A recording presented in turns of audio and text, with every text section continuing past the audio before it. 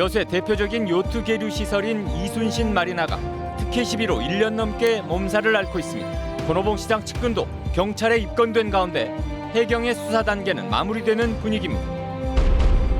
지역 젊은 층의 유출이 갈수록 심각해지고 있습니다. 지방에 좀 힘이 이래서 더 약해진 게 아닌가. 법제화를 통해 이를 구조적으로 막아보려는 시도가 이어지고 있지만 실효성이 관건입니다. 카자흐스탄에서 여수로 입국한 외국인이 코로나19 확진 판정을 받았습니다. 목포에서도 또 한 명의 확진자가 나왔습니다. 광주의 코로나19 감염원이 끊임없이 퍼져가고 있습니다. 재확산의 시작점이 금양 오피스텔 방문 판매 사무실로 파악되고 있습니다. 시청자 여러분 안녕하십니까? 화요일 밤 여수 MBC 뉴스데스크입니다. 여수 웅천 신도심의 상징이자 지역의 대표적인 요트 계류 시설이죠. 바로 이 이순신 마리나의 위탁 운영자 선정을 둘러싼 특혜 논란에 지역의 시선이 집중되고 있습니다. 담당 간부 공무원뿐만 아니라 현 시장의 측근도 특혜 의혹의 공범으로 해경에 조사를 받은 것으로 알려졌는데요.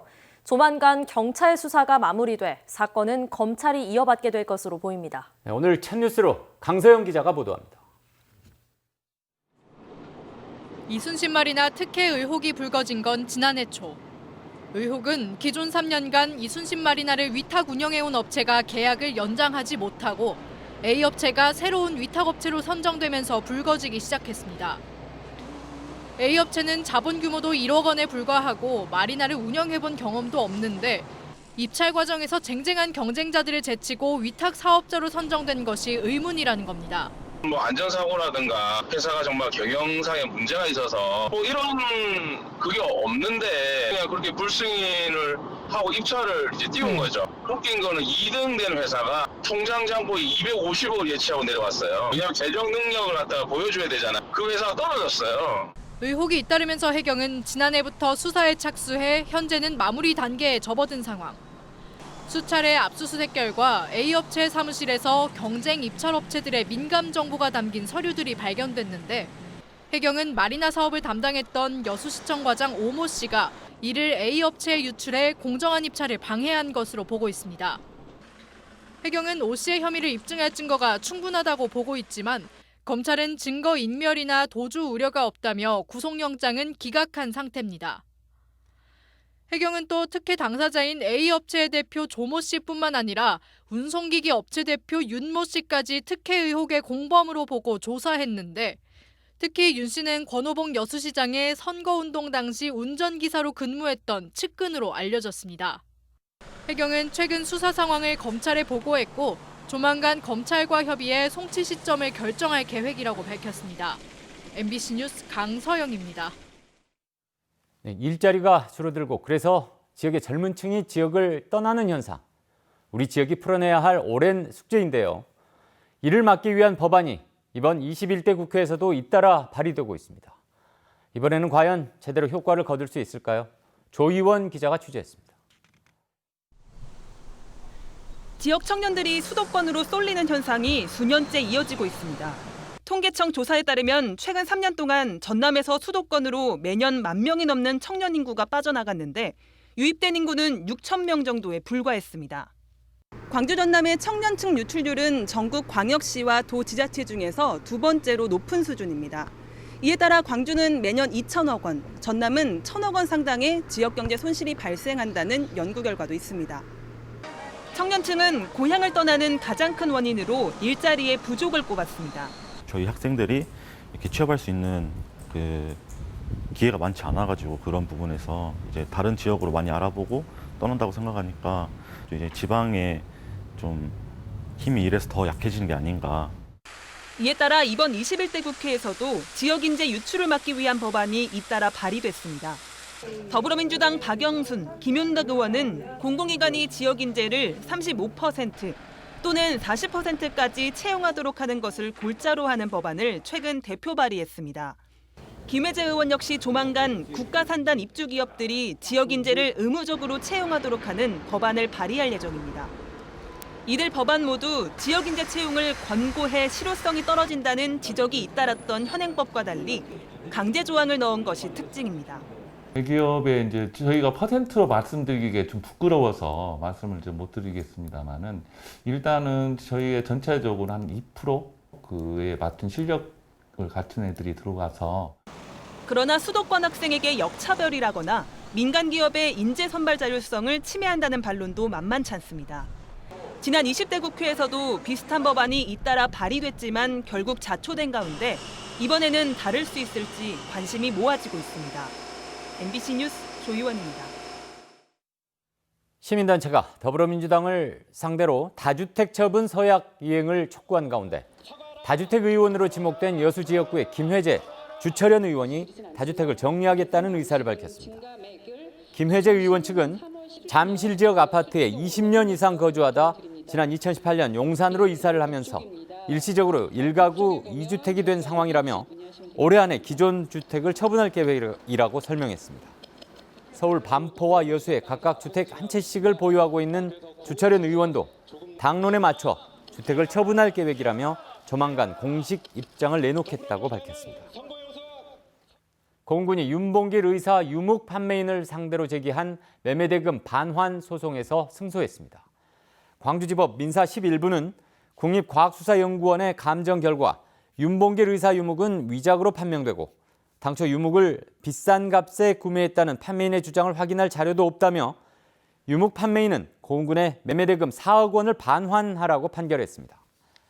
공군은 지난 2015년 윤봉길 의사 유묵 등 항일 독립운동가들의 유품 10점을 유묵 판매인 A씨로부터 10억 원에 매수하기로 약정했지만 위작 논란이 벌어져 매매대금 반환 소송을 제기했습니다.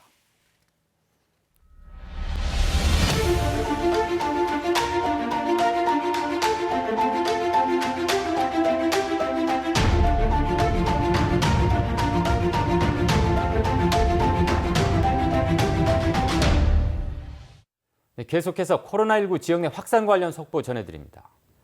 해외에서 입국한 사례이기는 하지만 결국 여수에서도 코로나19 확진자가 다시 나왔습니다. 목포에서도 40대 여성이 추가 확진돼 현재 접촉자를 파악하는 작업이 진행되고 있습니다. 방역 수칙 준수가 반드시 지켜져야 할 시점입니다. 문형철 기자입니다. 전남 지역 28번째 확진자는 카자흐스탄 국적의 외국인입니다.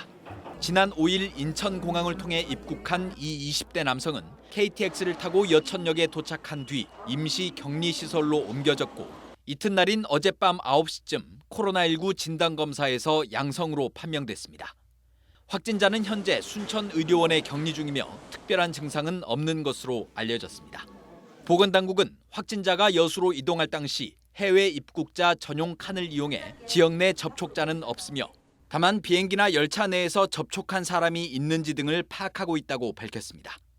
목포에서는 한 40대 여성이 확진 판정을 받았습니다. 이 29번째 확진자는 어제 오전부터 발열과 몸살 증상이 있어 선별진료소를 찾았고 오늘 오전과 오후 두 차례 진행된 진단검사에서 모두 양성으로 판명됐습니다. 이 여성은 지난주 광주에 있는 한 고시학원을 방문했는데 방역당국은 광주 지역 확진자와 접촉해 감염됐을 가능성이 큰 것으로 보고 있습니다. 확진 판정을 받기 전까지 목포 지역 독서실과 술집, 한평에 있는 식당과 카페 등을 방문한 것으로 확인된 가운데 방역당국은 접촉자를 파악하는 데 주력하고 있습니다. 전라남도는 광주의 지역 감염이 빠른 속도로 퍼지고 있다며 마스크 착용과 거리 두기 등의 방역 수칙을 반드시 지켜줄 것을 당부했습니다. MBC 뉴스 문형철입니다. 광주 금양 오피스텔에서 시작한 코로나 지역 감염이 이곳저곳을 옮겨다니며 확산하고 있습니다. 광주 광산구에서는 사우나 직원들 3명이 한꺼번에 확진됐고 동구에서는 고시학원 수강생이 확진돼 비상이 걸렸습니다. 김철원 기자입니다. 광주시 신창동 행정복지센터에 선별진료소가 꾸려졌습니다. 광산구 신창동 SM 사우나 건물에서 일하는 직원 3명이 한꺼번에 코로나 확진 판정을 받으면서 이곳을 방문한 지역 주민들을 검사하고 있는 겁니다. 집으로 바로 가시고 들리시면 안 돼요. 공사 나올 때까지 들리세요. 119번째부터 121번째 확진자들은 또 다른 사우나 직원이자 광주 사랑교회 관련 확진자인 57번째 확진자로부터 감염됐을 것으로 추정되고 있습니다. SM 사우나 같은 경우는 57번 확진자 같은 경우 그 위에 직원이었기 때문에 그때 당시 사우나를 일시 폐쇄하고 방역 소독을 했습니다. 새로 발견된 그 확진자의 경우 그 사우나 옆에 위탁에서 그 매점이라든가 청소를 하고 있는 사람이었습니다. 전남의 26번째 확진자가 지난달 26일 이 사우나를 방문한 사실도 확인됐습니다. 광주시는 사우나가 새로운 진원지가 될 수도 있다고 보고 6월 23일부터 7월 6일까지 이 건물을 방문한 지역 주민들의 자진 검사를 요구했습니다. 또 117번째 확진자가 다닌 광주 고시학원을 폐쇄하고 학원 수강생 등 100여 명의 관계자에게 검사를 받을 것을 요구했습니다. 한편 광주시는 그동안의 역학조사를 바탕으로 코로나 재확산의 시작점을 금양 오피스텔 방문 판매 사무실로 잠정 결론 내렸습니다. MBC 뉴스 김철원입니다. 현재 시행되고 있는 공적 마스크 제도가 오는 12일부터 시장 공급 체계로 바뀝니다. 이번 조치는 마스크 생산량이 주당 약 1억 장으로 증가해 안정적인 수급이 가능해지면서 시행되는 것으로 1인당 10매까지였던 구매 제한이 풀리게 돼 약국과 편의점 등에서 수량에 관계없이 공적 마스크를 구매할 수 있습니다. 전남의 농수축산물 온라인 쇼핑몰 남도장터의 상반기 매출액이 급증했습니다. 전라남도는 전남 농수축산물 온라인 쇼핑몰 남도장터의 올 상반기 매출액이 코로나19로 비대면 소비 방식이 확산하면서 지난해 같은 기간 매출액 12억 3천만 원보다 무려 11배나 증가한 135억 원에 이르렀다고 밝혔습니다. 도는 앞으로 다가올 추석 매출 등을 감안하면 올해 매출액 300억 원 돌파도 가능할 것으로 전망하고 있습니다.